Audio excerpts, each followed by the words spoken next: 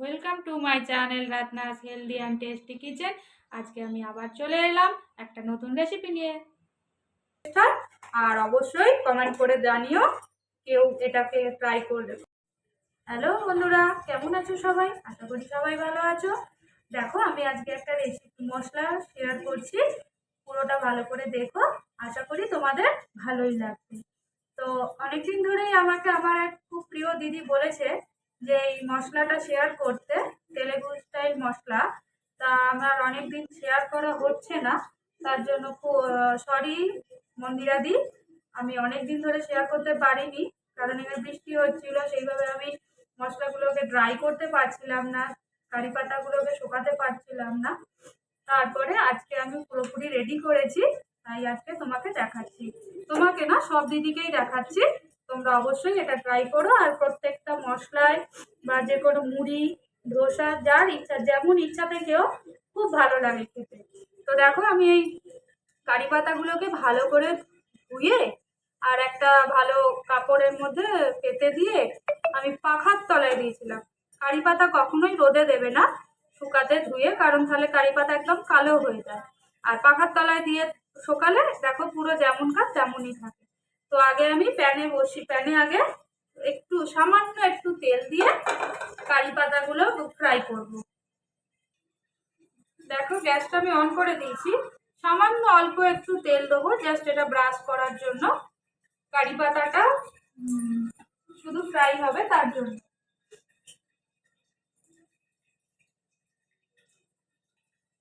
দেখো, আমি এই কারি পাতা দিচ্ছি মশলার হিসাবে। আমি খুব বেশি মশলা তৈরি করছি না, আমার আছে। যাই হোক, আমি ওই ছোট চায়ের কাপের হাফ কাপের মতো কারি পাতা দিলাম। এবার এটাকে ভালো করে ড্রাই রোস্ট করতে হবে, একদম যেন কড়কড় করে। মিডিয়াম একদম লো ফ্লেম করে দিয়ে এটাকে ভালো করে আপাতত এখন নাড়তে হবে। দেখো, কারি পাতাগুলো আমার মোটামুটি ড্রাই রোস্ট হয়ে গেছে, হাতে নিলেই বুঝতে পারবো। এই দেখো, খুবই গরম, আমি নিতে পারছি না হাতে। এই দেখো, দেখো সহজেই ভেঙে যাচ্ছে।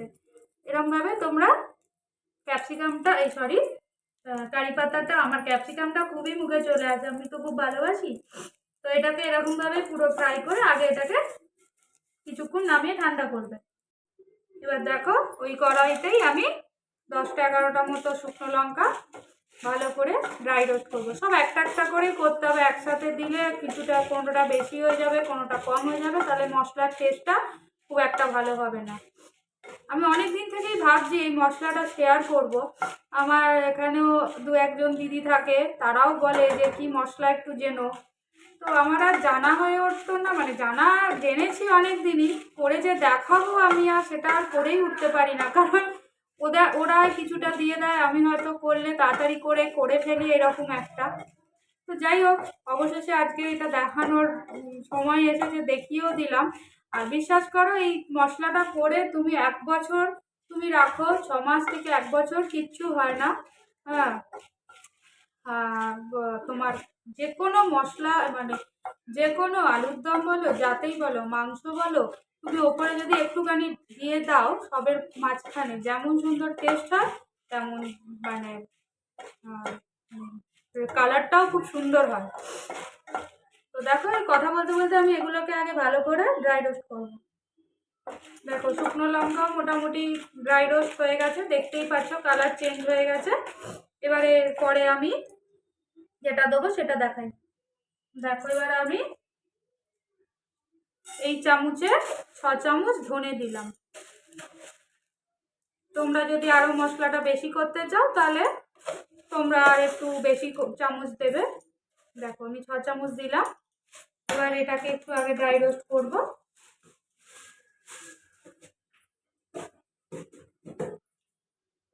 লঙ্কাটা সরি, লঙ্কাটার এত ঝাঁঝ উঠেছে। এবারে দেখো, আমি একটা একটা করে আর মশলা তুলবো না, ধনেটা একটু ভাজতে টাইম নেয় বলে ধনেটা আগে দিলাম। এরপর দেবো তোমার, আমি ভালো করে শুকনো খোলায়, ডালটা তো আর ধোয়া যাবে না, আমি ভালো শুকনো পরিষ্কার কাপড়ে, এ দেখো বিউলির ডাল, ঠিক আছে, বিউলির ডাল এখানে 3 চামচ মতো দিলাম। তার মানে বুঝতে পারলে 6 চামচ এই চামচের ধনে, তার সঙ্গে 3 চামচ বিউলির ডাল। এবার দিয়ে দিচ্ছি দেখো 2 চামচ ছোলার ডাল। 2 চামচ থেকে তোমরা চাইলে সেমও দিতে পারো, মানে বিউলির ডাল আর ছোলার ডাল সেমও দিতে পারো। আমি এখানে ওই চামচেরই 2-2.5 চামচ দিয়ে দিলাম। দিয়ে এটা পুরোটাই কিন্তু একদম কম আঁচেই হবে। আমি গ্যাসটাকে একদম প্রথম থেকে লো ফ্লেমেই করে রেখেছি। এবার দেখো জিরে দিচ্ছি। জিরেটাও আমি এখানে ধনের পরিমাণ অনুসারেই দেবো। জিরেও আমি এখানে 6 চামচ দিলাম।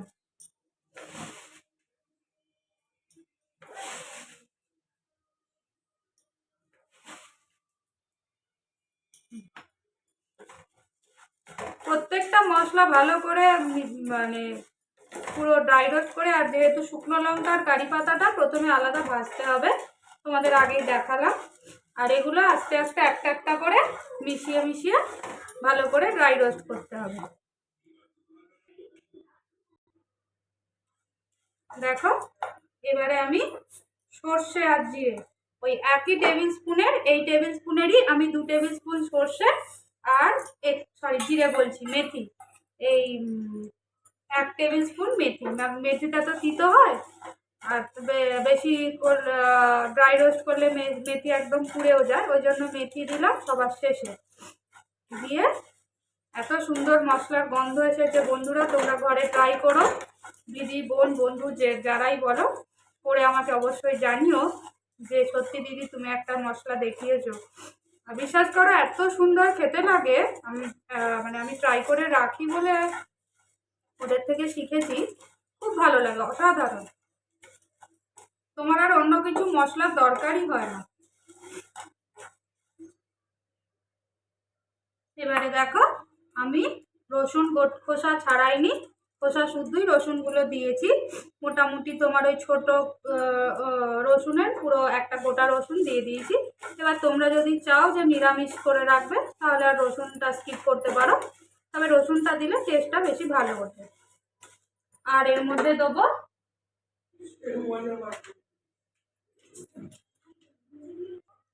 দিয়ে দেবো এই চামচে 2 চামচ, 2 চামচ না 1.5 চামচ মতো হলুদ। আর দেবো এই আমার যে চামচের মশলা নিয়েছি সেই চামচে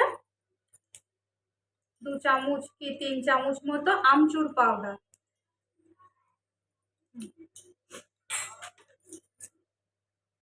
এই দেখো আর দিলাম এই সেম চামচে 2 চামচ কাশ্মীরি চিলি পাউডার। এটা ঝালটা হয় না, রং হওয়ার জন্য জাস্ট।